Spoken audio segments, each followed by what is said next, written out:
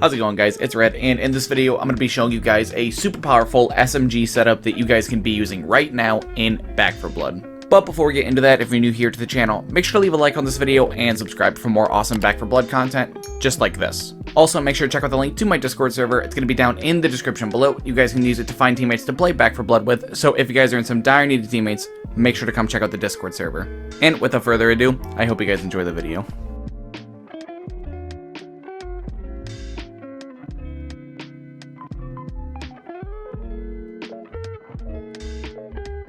Alright, so here we are in the deck building menu in Back 4 Blood. This is going to be the complete deck list, so if you guys are just looking to copy and paste the deck, now is your time to do so. But for the remainder of this video, I'm just going to be talking about what role every card plays in the deck and just everything like that.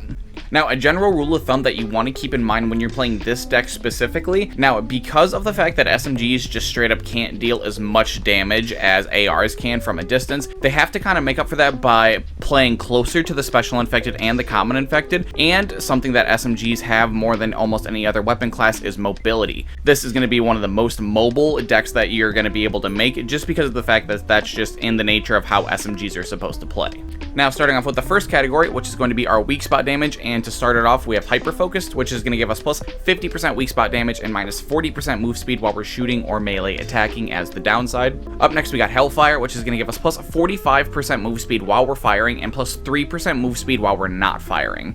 Now, this card's in here just directly to make the hyper-focused downside not nearly as bad, because when you throw Hellfire in and you mix it with hyper-focused, we actually get plus 5% move speed while we're firing instead of minus 40%, and the reason for this is just because I do think hyper-focused is just that strong of a card, and I do really think SMGs just need that weak spot damage so desperately that it's worth playing another card to take the downside off this card. Up next, we got Reckless Strategy, which is going to give us plus 30% weak spot damage and minus 5% damage resistance as the downside. Next, we got Knowledge is Power, which is going to give us plus 10% weak spot damage, and it allows players to see values for damage they deal and enemy health bars. And to round this category off, we have Front Sight Focus, which is going to give us plus 20% accuracy, plus 10% damage, and plus 15% aim speed and recoil control.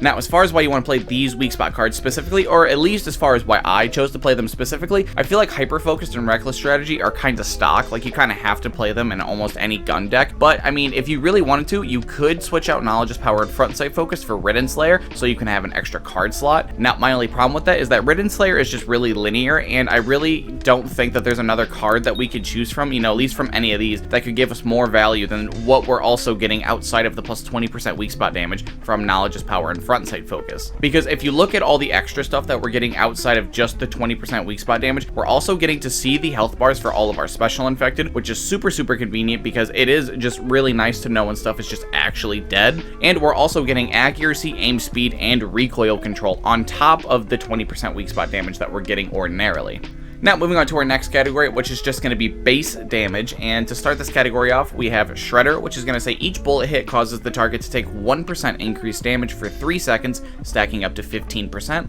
Next, we got Glass Cannon, which is going to give us plus 25% damage and minus 30% of our health as the downside. Next, we got Patient Hunter, which says every 0.75 seconds we ADS, it increases our bullet damage by 10% up to 3 stacks. And to round this category off, we have Line 'em Up, which is going to give us plus 10% effective bullet range, 15% recoil control, and plus 25% bullet penetration and aim speed.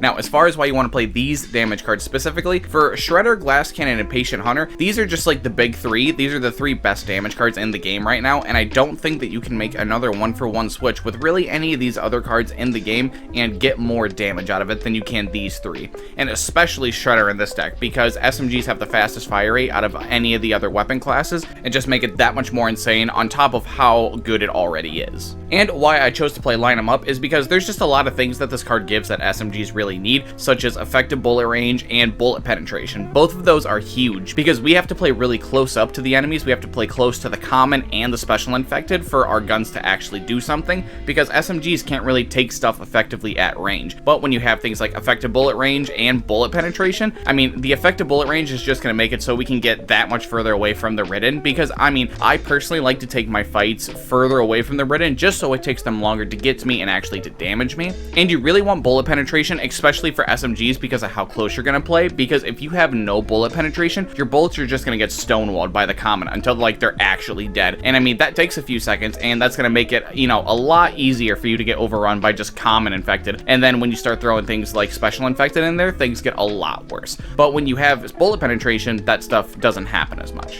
Now, moving on to the next category in the deck, which is just going to be all of our mobility cards. And to start this category off, we have Speed Demon, which is going to give us plus 4% move speed while we're using an SMG, and it's going to give us plus 35% reload speed while we're using an SMG. Up next, we got High Vis Sights, which is going to give us plus 30% aim speed and plus 15% move speed while we're aiming and while we're firing. And to round this category off, we have Adrenaline Fueled, which is going to say when we kill an enemy, we gain 5 stamina instantly and an additional 7 stamina over 7 seconds, stacking up to 5 times. Now, the reason Speed Demon is in this deck is because I personally feel like whenever you're playing SMGs, this card is just too good to not use, solely because of the plus 35% reload speed that we get for just using our primary weapon. Because if you look at a card like Widemouth Magwell, which gives us plus only 30% reload speed, and we get a downside, but for a card like Speed Demon, we get more reload speed than that, and we get an additional upside with no downsides. I feel like this card just has too much value in it to just pass up.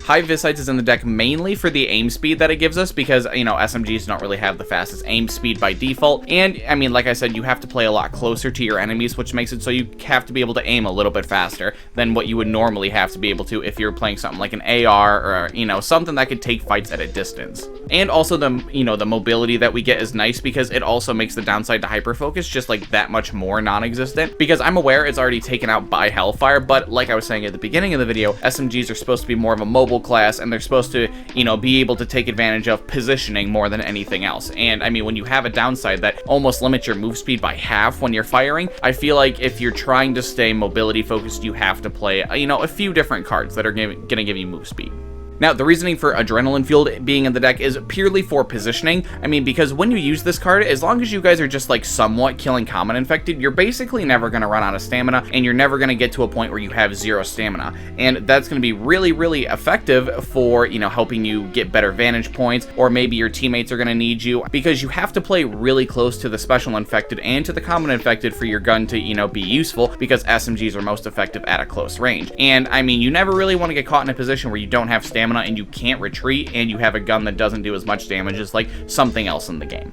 So I personally threw this in here because I thought having effectively infinite stamina was really, really helpful, and I just thought constantly being able to reposition myself was really useful. Now, these next 2 cards in the deck are going to be, you know, in the deck for reload speed purposes, but they also do give us additional value outside of reload speed. And the first one being Cold Brew Coffee, which is going to give us plus 15% reload speed and plus 25% aim speed, weapon swap speed, and use speed. And the next one being Ammo Belt, which is going to give us plus 50% ammo capacity and plus 15% reload speed. Now, Cold Brew Coffee is in the deck mainly for its reload speed and its aim speed. I think those are the 2 big ones for this card, but I mean, the weapon swap speed and use speed are both still really helpful to have, especially the use speed. And on top of that, this card is also giving us no downsides. And I mean, you just look at a card like Widemouth Magwell, and, you know, we get a downside for just something as small as getting 30% reload speed. But then you look at a card like Cold Brew Coffee, where we only get half that reload speed, but we also get 3 other really good effects, and we get no downsides. And then we take a look at a card like Ammo Belt. The reason why this card is in the deck is because, at least when I was playing, I found that I was running out of ammo all the time, because SMGs absolutely just eat through ammo. And this card also gives us reload speed on top of that, which, I mean, I like to stack up on reload speed cards when I'm playing SMGs, just because of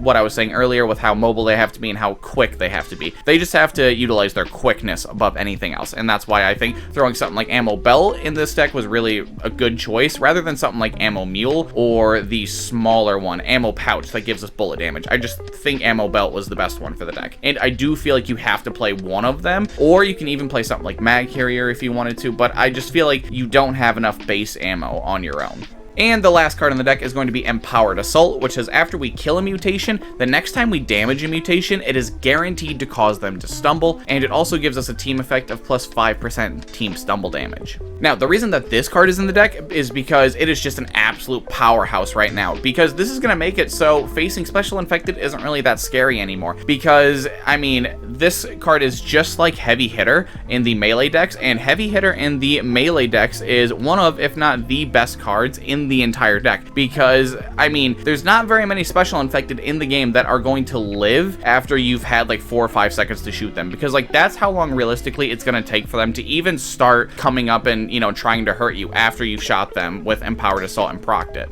Well, that's going to do it for the video, guys. Make sure to leave a comment down below telling me any deck changes that you guys would make, and as always, if you happen to enjoy the video, make sure to leave a like and subscribe to my channel for more awesome Back 4 Blood content just like this. Also, make sure to check out the link to my Discord server. It's going to be down in the description below. You guys can use it to find teammates to play Back 4 Blood with, so if you guys are in some dire need of teammates, make sure to come check out the Discord server. And until next time, it's been Red, and I'll see you guys in the next video.